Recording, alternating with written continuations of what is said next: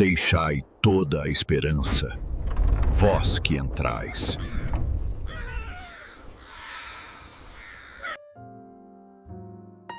Olá! Com licença, eu que sou o narrador.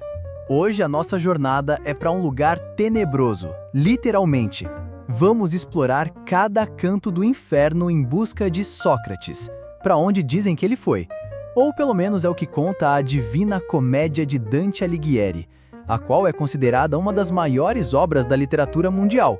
E em meio à nossa investigação, vamos falar sobre como a mitologia grega viu o mundo dos mortos, o Hades, como eles chamavam. E descobriremos também como a questão moral da filosofia grega foi transportada e reinterpretada à luz da filosofia cristã medieval. Ao longo dessa minissérie intitulada Sócrates e o Demônio, que terá um episódio mensal, veremos como a questão da imoralidade foi reorganizada na doutrina dos pecados e também o exato motivo pelo qual Sócrates recebeu o eterno castigo, além de outros tópicos que culminarão no mistério do daimon, um conceito que servirá de ponte para ligarmos Sócrates com a noção cristã de demônio. Ficou curioso? Você não perde por esperar o que te aguarda neste episódio.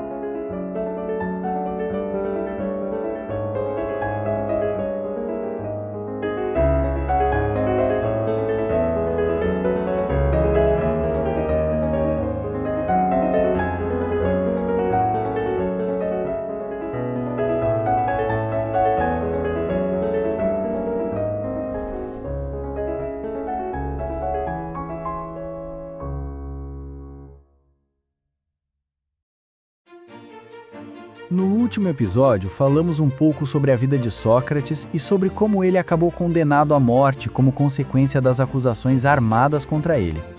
Neste episódio, vamos continuar a nossa investigação por outra grande curiosidade que ronda pela literatura.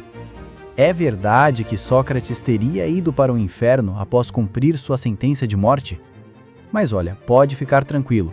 Aqui a gente até viaja, sabe? E isso não tem como negar. Mas o nosso ponto de vista parte sempre das principais obras e não fugimos disso.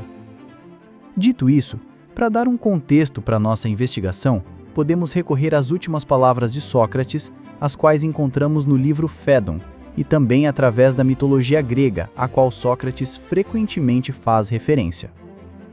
Pouco antes de cumprir a sentença, quando já estava com o veneno em mãos, Sócrates pediu ao seu discípulo Críton que sacrificasse um galo a Asclépio, ou Esculápio, como às vezes encontramos na versão latina, que na mitologia grega era o deus da medicina e da cura. E qual o motivo dele ter solicitado isso a Críton? Temos duas principais explicações. A primeira diz que Sócrates encomendou a oferenda ao deus em virtude de entender que o corpo é uma espécie de prisão para a alma, ou seja, ele via na morte uma possibilidade de libertação ou cura dos males e limitações trazidas pelo corpo.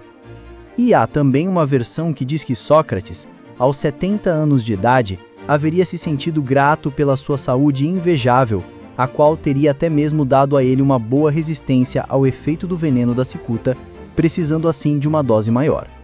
De toda forma, pouco antes disso, Sócrates falou também sobre os caminhos da alma após a libertação do corpo. Segundo ele, inicialmente a pessoa seria conduzida por seu guia espiritual, ou daimon, se preferirmos o termo grego que ele usava, até o lugar de seu julgamento para saber o seu próximo destino. E, dependendo de como a pessoa viveu, ela faria o seu caminho de uma forma mais demorada ou mais rápida, mais prazerosa ou com mais dificuldade.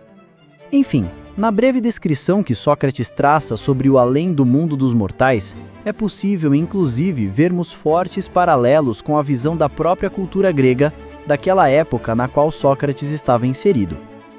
E se formos por essa referência, é incontornável citarmos os clássicos A Odisseia e a Teogonia, que, de forma introdutória e esquemática, podemos dizer que nos trazem a descrição de 3 grandes regiões para esse submundo, chamado por eles de Hades. Em primeiro lugar, temos os Campos Elíseos. Os Campos Elíseos são descritos como um lugar lindo, formado por planícies verdes e férteis, repletas de prados floridos, bosques arborizados e rios cristalinos. Nele, tudo parece ser agradável, como se fosse uma eterna primavera. Fora isso, ele é também leve e encantador, pois há nele boa música, dança, festas, jogos, enfim, podemos dizer que ele é uma espécie de paraíso alegre. E diz a lenda que ele é reservado às pessoas justas e virtuosas, heróis e escolhidos pelos deuses.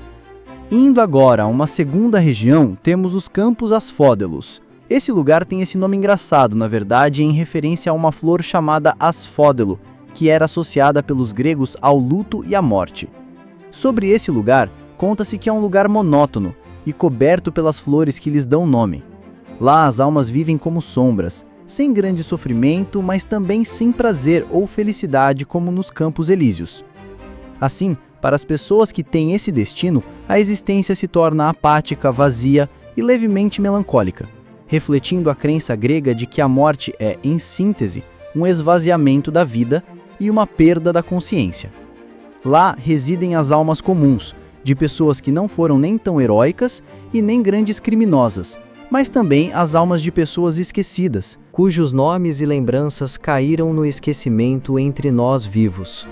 Por fim, chegando no pior dos 3 cenários do Hades, os gregos falam também de uma região chamada Tártaro, a qual é descrita como um dos lugares mais sombrios que existem.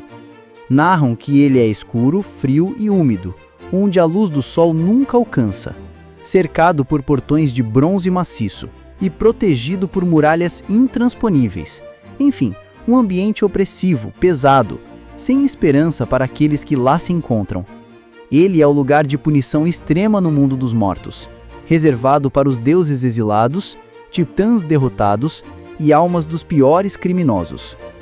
Porém, em nenhuma dessas regiões narradas pelos gregos temos notícia do paradeiro de Sócrates.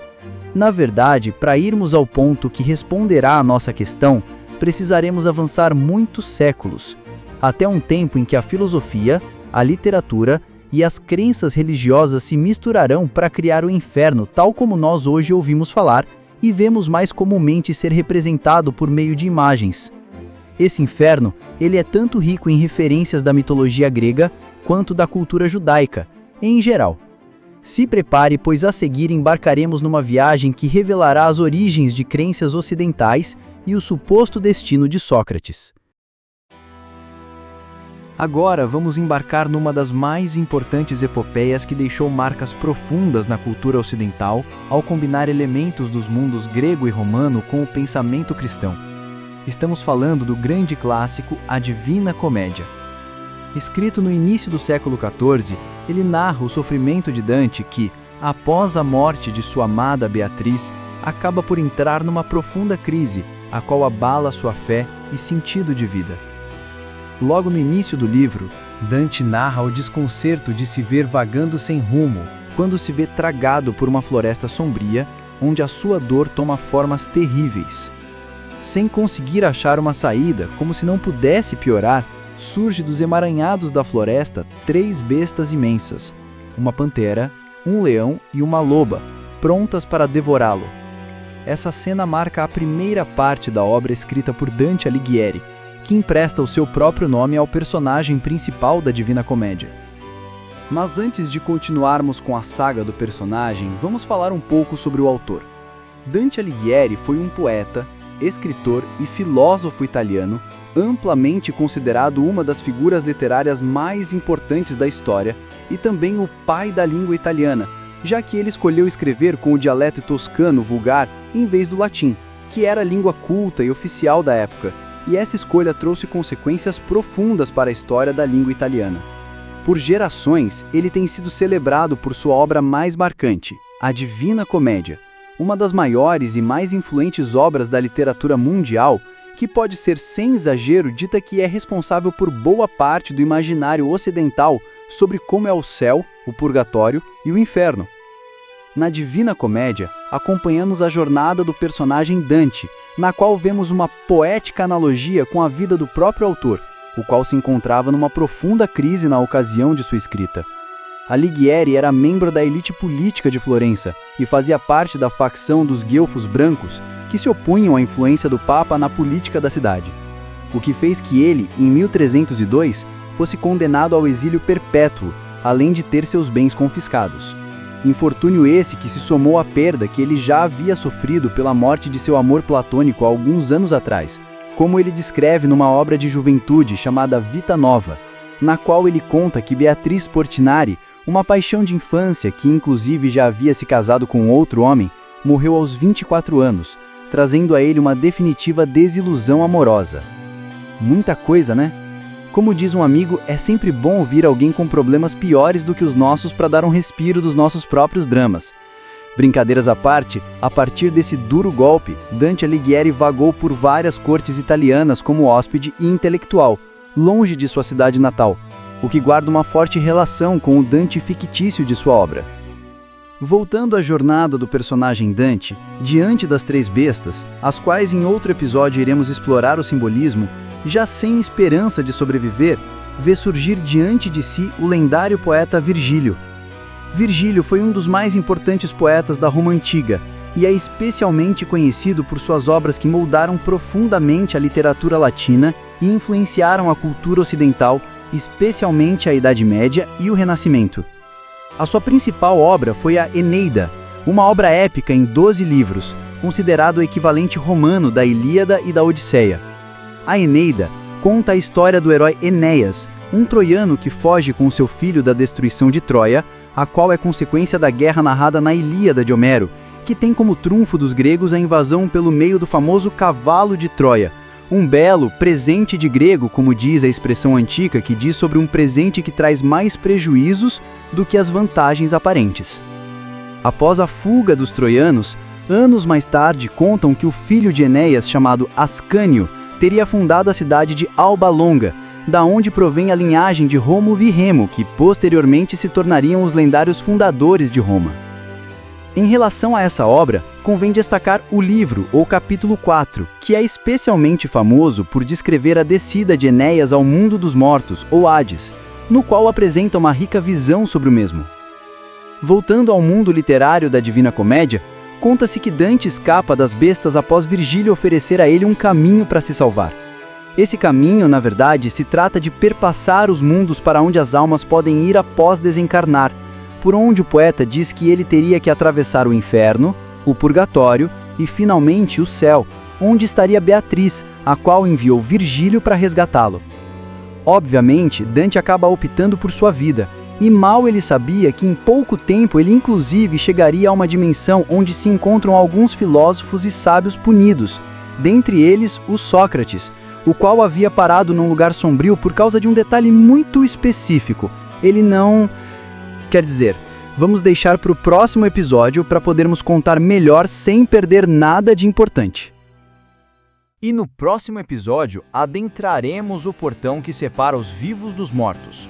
Guarde uma moeda porque precisaremos dela para pagar a embarcação de Caronte, o barqueiro do Hades que nos ajudará a atravessar o rio Aqueronte, que nos leva ao inferno. E veremos como se estrutura esse lugar, tanto no sentido geográfico, quanto no sentido da punição e do tipo de pecado reservado a cada um de seus espaços. Está curtindo a minissérie? Não deixe de também curtir o vídeo, se inscrever e compartilhar com os amigos e nas redes sociais, para fortalecer o projeto do Mitosofia. Adianto que em breve teremos mais novidades no canal. Forte abraço e até a próxima!